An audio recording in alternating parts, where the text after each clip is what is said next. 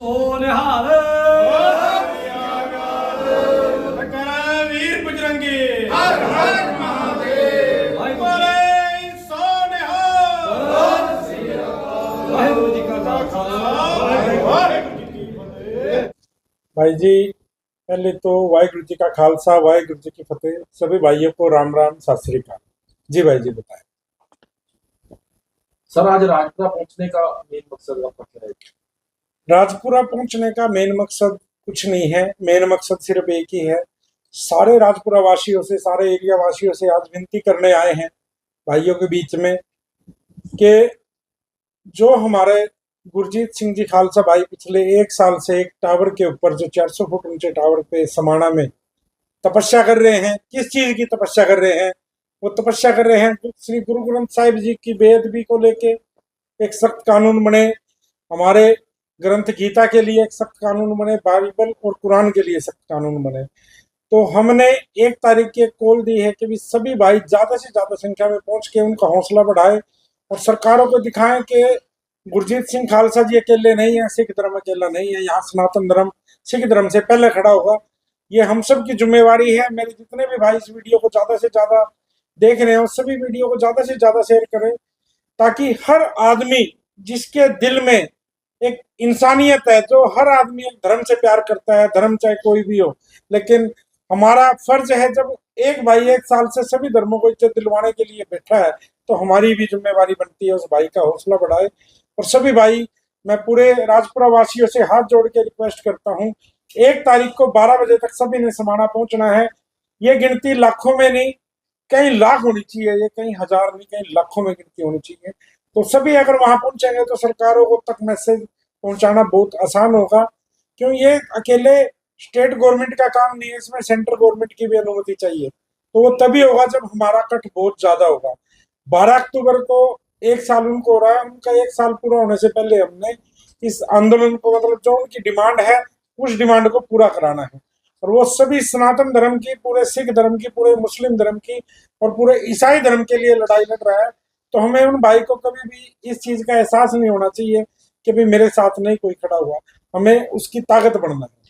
ਰਾਣਾ ਜੀ, ਜਿਵੇਂ ਤੁਸੀਂ ਉਹਨਾਂ ਨੂੰ ਮਿਲ ਕੇ ਵੀ ਆਏ ਹੋ ਭਾਈ ਸਾਹਿਬ ਖਾਲਸਾ ਜੀ ਨੂੰ, ਤੇ ਉਹਨਾਂ ਦਾ ਇੱਕ ਮੁੱਦਾ ਹੈ ਕਿ ਉਹ ਬੇਦਬੀਆਂ ਦੇ ਖਿਲਾਫ ਸਖਤ ਕਾਨੂੰਨ ਬਣਾਉਣ ਦੀ ਮੰਗ ਕਰ ਰਹੇ ਨੇ ਜੀ। ਤੁਸੀਂ ਕੀ ਸਮਝਦੇ ਹੋ ਕਿ ਉਹ 1 ਸਾਲ ਤੋਂ ਟਾਵਰ ਤੇ ਚੜੀ ਬੈਠੇ ਹੈ?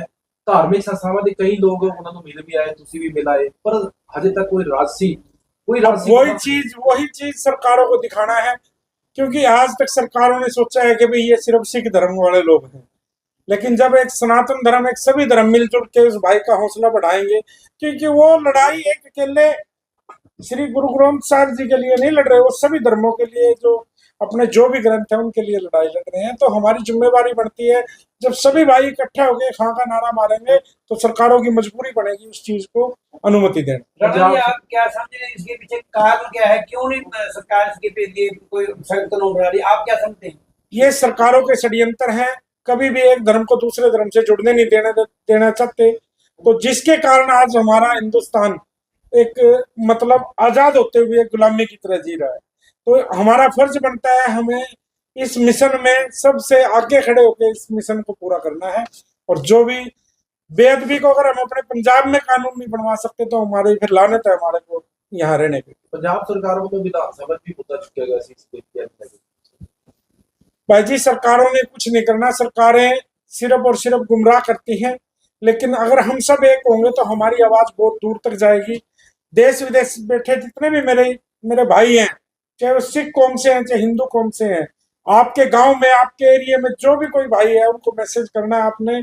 सभी भाई, किसानी आंदोलन में लाखों आदमी वहां इकट्ठा हुआ। मैं सभी किसान भाइयों से भी, अगर राम सिंह राणा ने किसी भाई के लिए कुछ किया है, तो मैं आपसे हाथ जोड़ के पल्ला पसार के भीख मांगता हूँ। 1 तारीख को हमने वो माहौल बनाना है कि सभी सरकारों को ये पता लगे भाई हाँ, कुछ माहौल बना है, जिससे जो हमारे भाई गुरजीत सिंह खालसा की डिमांड है कि श्री गुरु ग्रंथ साहिब की बेअदबी जो हो रही है, या गीता, कुरान, बाइबल की जो बेअदबी हो रही है, उसके लिए सख्त कानून बने, सख्त सजा बने। ये सिर्फ एक दिन वास्ते है कि नहीं, ये 1 दिन के लिए है। फिर सरकार को हमें टाइम देंगे, भाई इतने टाइम के अंदर अंदर आपको ये कानून बनाना पड़ेगा।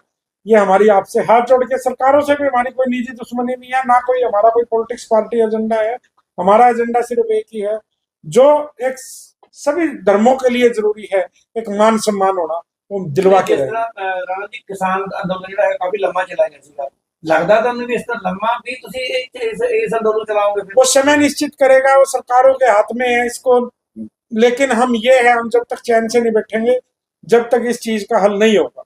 ਰਾਣਾ ਜੀ ਤੁਸੀਂ ਹੜ੍ਹ ਪੀੜਤਾਂ ਵਾਸਤੇ ਬਹੁਤ ਵੱਡੀ ਇੱਕ ਸੇਵਾ ਤੁਹਾਨੂੰ ਪਰਮਾਤਮਾ ਨੇ ਬਖਸ਼ੀ ਹੈ ਤੇ ਤੁਸੀਂ ਪਰਫਾਰਮ ਕਰਨ ਜਾ ਰਹੇ ਹੋ, ਉਹਦੇ ਬਾਰੇ ਕੀ ਤੁਸੀਂ ਕਹਿਣਾ ਚਾਹੁੰਦੇ ਹੋ? भाई जी आज बाढ़ के कारण हड़ के कारण जो पंजाब के हालात बने हुए हैं उसमें हर भाई की जिम्मेवारी है भी कुछ ना कुछ करे, तो उसमें हमने भी अपनी तरफ से जो तिलफुल था किसान भाइयों के लिए पहले महीने में हमने ट्रैक्टर अनाउंस किए हैं। आगे हम जिन भाइयों के मकान गिरे हैं, जिनके पशु, उनके लिए भी हम जो भी डिसीजन होगा बेस्ट से बेस्ट लेंगे। ਕੀ ਪ੍ਰੋਸੀਜਰ ਕੀ ਹੋਵੇ, ਤੁਸੀਂ ਕਿਸ ਤਰ੍ਹਾਂ ਟਰੈਕਟਰ ਡਿਵਾਈਡ ਕਰੋਗੇ, मतलब ਇੱਕ ਪਿੰਡ ਇੱਕ ਦੋਗੇ ਜਾਂ नहीं, एक पिंड का एक का कोई चक्कर नहीं है इसमें। जिन भाइयों को ट्रैक्टर की जरूरत है वो आवाज पंजाब की वेबसाइट है उस पर रजिस्ट्रेशन करे, हमारी टीम सर्वे करेगी। जितने भी भाई मैक्सिमम देखेंगे हम भाई हाँ ज्यादा नुकसान जिसका है, हमने 1100 ट्रैक्टर देने हैं। इन 1100 ट्रैक्टरों में हमारी तरफ से डाउन पेमेंट है, आरसी के पैसे हैं और इंश्योरेंस के पैसे हैं। बाकी जो लोन होएगा वो किसान 6 महीने बाद किस्त देनी है, जब तक किसान स्ट्रांगली खड़ा हो जाएगा। वो ट्रैक्टर भी लाइफ टाइम किसान के पास रहना है, ਕੀ हम दे के वापस नहीं लेंगे। ਕੀ ਲੱਗ ਰਿਹਾ ਜੀ ਤੁਹਾਨੂੰ ਇਨ ਫਿਊਚਰ ਇਹ 1100 ਤੋਂ ਤੁਸੀਂ ਵਧਾ ਵੀ ਸਕਦੇ ਆ ਜੀ ਇਹਨਾਂ ਦੀ? बिल्कुल बच भी सकते हैं, वो परमपिता परमात्मा का आशीर्वाद चाहिए, भाइयों को प्यार चाहिए। जितने ज्यादा से ज्यादा हम कर पाएंगे हमारा सौभाग्य होगा। ਸਭ ਤੋਂ ਪਹਿਲਾਂ ਤਾਂ ਰਾਜਪੁਰਾ ਪੁੱਜਣ ਤੇ ਮੈਂ ਰਾਜਪੁਰਾ ਨਿਵਾਸੀਆਂ ਵੱਲੋਂ ਤੇ ਗਊ ਰੱਖਿਆ ਦਲ ਵੱਲੋਂ ਇਹਨਾਂ ਦਾ ਸਵਾਗਤ ਕਰਦਾ।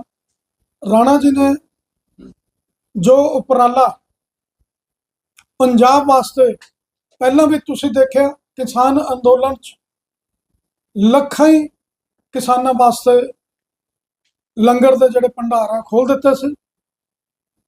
ਉਸ ਤੋਂ ਬਾਅਦ 1100 ਟਰੈਕਟਰ ਦਾ ਇਹਨਾਂ ਨੇ ਜੋ ਅਨਾਉਂਸਮੈਂਟ ਕਰੀ ਹੈ ਪੰਜਾਬ ਦੇ ਹੜ੍ਹ ਪੀੜਤ ਕਿਸਾਨਾਂ ਦੇ ਲਈ, ਉਹ ਇੱਕ ਸਰਕਾਰ ਨੂੰ ਵੀ ਚੈਲੰਜ ਹੈ ਇਸ ਗੱਲ ਦਾ। ਸਰਕਾਰ ਦਾ ਕੰਮ ਰਾਣਾ ਜੀ ਨੇ ਆਪਣੇ ਹੱਥ 'ਚ ਲਿਆ, ਇਹ ਕੰਮ ਸਰਕਾਰਾਂ ਦੇ ਹੈ, ਸਰਕਾਰਾਂ ਨੂੰ ਕਰਨੇ ਚਾਹੀਦੇ ਆ। ਹਜ਼ਾਰਾਂ ਹੀ ਕਰੋੜ ਰੁਪਈਆ ਬਾਹਰੋਂ ਵੀ ਫੰਡ ਆਇਆ, ਲੋਕਾਂ ਨੇ ਵੀ ਦਿੱਤਾ ਸਰਕਾਰ ਦੇ ਖਜ਼ਾਨੇ 'ਚ, ਪਰ ਰਾਣਾ ਜੀ ਨੇ ਪਹਿਲ ਕਰੀ ਹੈ। ਜਦੋਂ ਕਿ ਸਰਕਾਰਾਂ ਵੱਲੋਂ ਅੱਜ ਤੱਕ ਮੈਂ ਪਤਾ ਕਰਿਆ ਕੋਈ ਵੀ ਮੁੱਢਲੀ ਸਹਾਇਤਾ ਨਹੀਂ ਕੀਤੀ ਗਈ, ਆਰਥਿਕ ਤੌਰ ਤੇ ਹੋਵੇ ਚਾਹੇ। ਇਹ ਰਾਣਾ ਜੀ ਨੇ ਜਿਹੜਾ ਪੰਜਾਬ ਦਾ ਮਾਨਤਾ ਵਧਾਈ ਹੈ, ਪਰ ਇੱਕ ਸਨਾਤਨ ਦਾ ਝੰਡਾ ਵੀ ਇਹਨਾਂ ਨੇ ਬੁਲੰਦ ਕਰਿਆ। ਇੱਕ ਸਨਾਤਨੀ ਹੋ ਕੇ ਉਸਨੇ ਪੰਜਾਬ ਵਾਸਤੇ ਜਿਹੜਾ ਬਹੁਤ ਵੱਡਾ ਕੰਮ ਕਰਿਆ। ਦੂਸਰਾ, ਸਾਡਾ ਸਮਾਣਾ ਦੇ ਅੰਦਰ ਭਾਈ ਗੁਰਜੀਤ ਸਿੰਘ ਜੋ 1 ਸਾਲ ਤੋਂ ਸਾਡੇ ਸਨਾਤਨ ਦੇ ਗ੍ਰੰਥਾਂ ਵਾਸਤੇ, ਚਾਹੇ ਗੀਤਾ ਹੋਵੇ, ਚਾਹੇ ਰਾਮਾਇਣ ਹੋਵੇ, ਚਾਹੇ ਸ੍ਰੀ ਗੁਰੂ ਗ੍ਰੰਥ ਸਾਹਿਬ ਹੋਵੇ, ਚਾਹੇ ਕੁਰਾਨ ਹੋਵੇ, ਸਾਰਿਆਂ ਦੀ ਬੇਅਦਬੀ ਵਾਸਤੇ ਸਖਤ ਕਾਨੂੰਨ ਦੀ ਮੰਗ ਲੈ ਕੇ, ਇੱਕ ਮੀਂਹ ਜਾਵੇ ਹਨੇਰੀ ਜਾਵੇ, 1 ਸਾਲ ਤੋਂ ਲਗਾਤਾਰ 400 ਫੁੱਟ ਦੀ ਉਚਾਈ ਤੇ ਬੈਠ ਕੇ ਬਹੁਤ ਵੱਡਾ ਸੰਘਰਸ਼ ਕਰ ਰਹੇ हैं। ਰਾਣਾ ਜੀ ਨੂੰ ਇਸ ਗੱਲ ਦਾ 2 ਦਿਨ ਪਹਿਲਾਂ ਹੀ ਪਤਾ ਚੱਲਿਆ ਤੇ ਬਹੁਤ ਇਹ ਰੋਸ਼ ਵੀ ਹੋਇਆ ਇਸ ਗੱਲ ਦਾ, ਇਹਨਾਂ ਨੂੰ ਦੁੱਖ ਵੀ ਹੋਇਆ।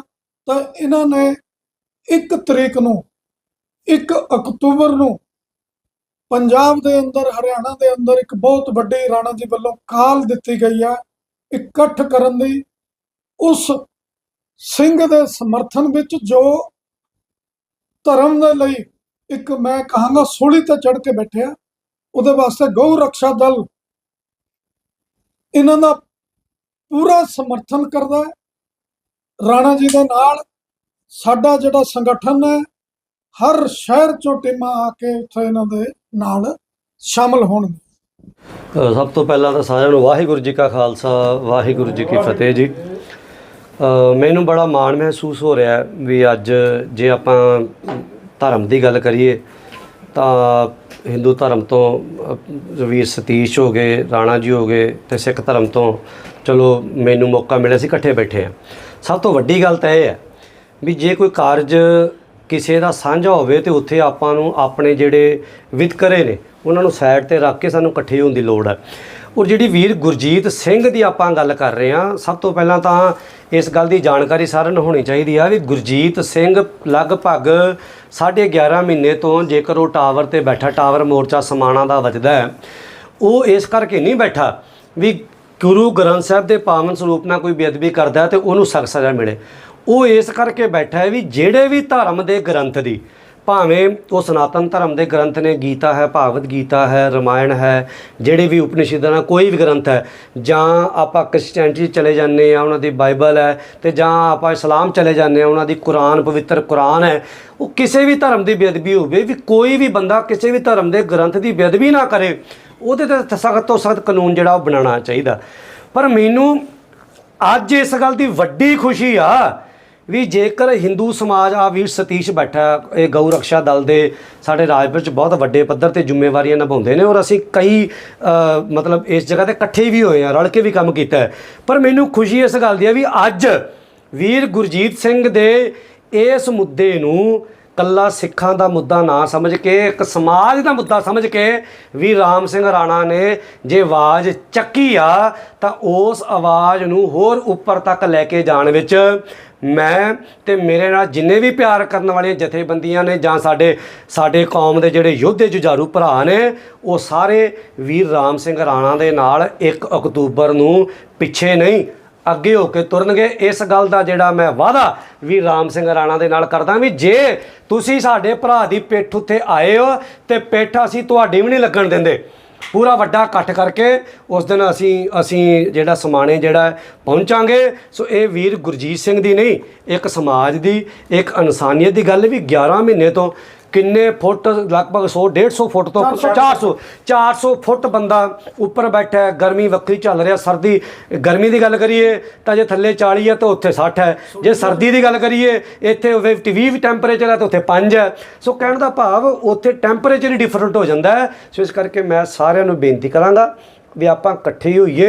ਇਹ ਕਿਸੇ ਸਿੱਖ ਦਾ ਮੁੱਦਾ ਨਹੀਂ, ਇਹ ਕਿਸੇ ਹਿੰਦੂ ਦਾ ਮੁੱਦਾ ਨਹੀਂ, ਇਹ ਕਿਸੇ ਮੁਸਲਮਾਨ ਦਾ ਮੁੱਦਾ ਨਹੀਂ, ਕਿਸੇ ਈਸਾਈ ਦਾ ਮੁੱਦਾ ਨਹੀਂ, ਇਹ ਮਾਨਵਤਾ ਦਾ ਮੁੱਦਾ ਹੈ। ਕਿਉਂਕਿ ਗ੍ਰੰਥ ਜਿਹੜੇ ਨੇ ਸਾਰੇ ਧਰਮਾਂ ਦੇ ਜਿਹੜੇ ਸਤਿਕਾਰਤ ਨੇ, ਸਾਂਝੇ ਨੇ। ਇਹ ਪਿਆਰ ਦਾ ਸੁਨੇਹਾ ਜੇ ਵੀਰ ਰਾਮ ਸਿੰਘ ਰਾਣਾ ਨੇ ਦਿੱਤਾ ਜਾਂ ਵੀਰ ਸਤੀਸ਼ ਹਰੀ ਸਾਡੇ ਨਾਲ ਬੈਠੇ ਨੇ, ਮੈਂ ਵਾਅਦਾ ਕਰਦਾ ਵੀ ਦਮਦਮੀ ਟਕਸਾਲ ਜਥਾ ਰਾਜਪੁਰਾ ਦੇ ਵੱਲੋਂ ਜਿੰਨਾ ਵੱਧ ਤੋਂ ਵੱਧ ਸਹਿਯੋਗ ਹੋਏਗਾ ਉਹ ਅਸੀਂ ਵੀਰ ਗੁਰਜੀਤ ਸਿੰਘ ਨੂੰ ਕਰਾਂਗੇ।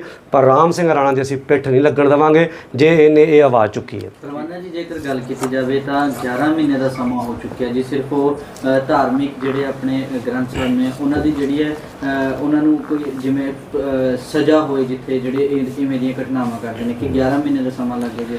ਦੇਖੋ ਜੀ, ਇਹ ਤਾਂ ਸਰਕਾਰਾਂ ਨੂੰ ਸੋਚਣਾ ਚਾਹੀਦਾ ਨਾ।